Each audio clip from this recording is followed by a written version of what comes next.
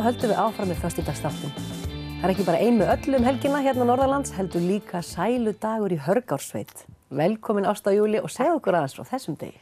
Heyrðu, þetta dagur sem búinn að vera í þónokkuð mörg ár. Byrjaði sem sagt í Hörgársveit eða Hörgárbyggð 2010, en byrjaði eiginlega á Hjalteyri 2002, held ég sé að fara með rétt, og þá var það svona mínibæjarhátíð fyrir brottflutna Hjalteyringa og þetta svona aðeins stækkað og það alls konar að vera, þetta bara svona litli viðburðir hér og þar í sveitinni. Já, það dreifist allt. Já, dreifist alla sveit.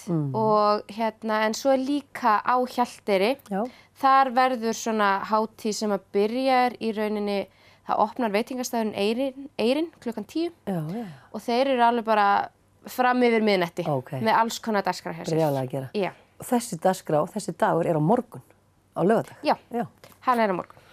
Þannig að það ekki seinna á vatnina að fara að plana, mæta í sveitina. En það bara mjög mikið að vera. Það kannski gaman líka að segja frá því að það á að vera hjá klukkan 11, verður guðþjónusta á Myrká inn í Hörgárdal. Og það hefur sem sagt ekki verið messa í garðinum sjálfum síðan 1911, ef ég að fara rétt með. Spooky.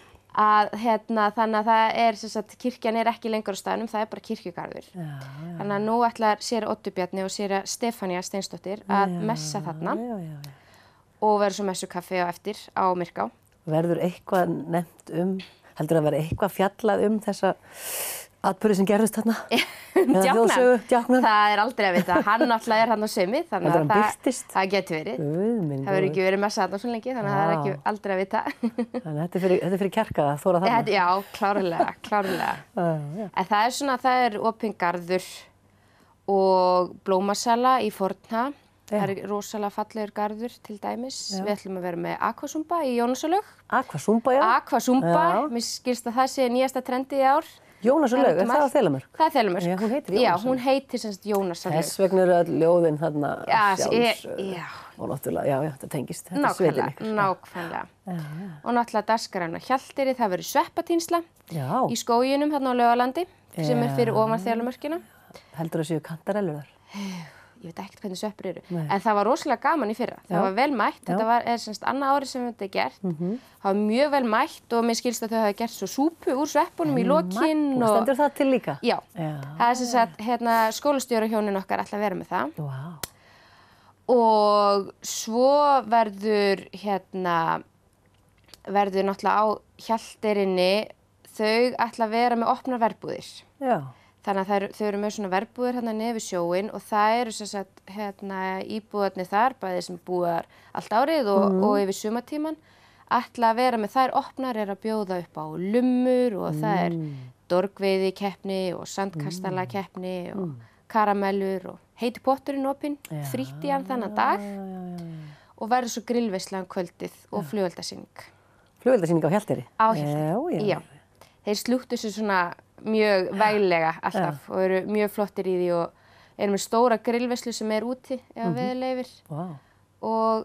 En svo líka eru trúbadórar og Hjalteyringar að tróða upp þarna. Þannig að þessi dagskrá hún bara byrjar 10 í fyrramálið einhvers staðar? Já.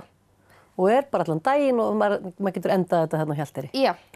Það byrjar held ég, sem sagt, grilli byrjar held ég 7 kvöldið. En dagskráin hjá þeim að byrja, á flestu stöðum hún að byrja svona 1. Já. Og getur maður kíkt á dagskráin einhvers staðar? Er það Facebook síða? Heyrðu, já, við erum með Facebook síðu, Sæludagurinn í Hörgársveit og svo líka dagskráin kemur í N4 dagskráin. Þannig að þetta ætti að vera þokkalega aðgengilegt og svo dreifibréf í Hörgársveitinni kemur það líka. Og þið hafið ekki alveg, það erfitt að hafa yfirsýn yfir hversu margir mæta, þetta á svo mörgum stöðum og ekkert endilega einhverjar gestabækur eða skráningar. Nei. Getur þú giskað á eitthvað?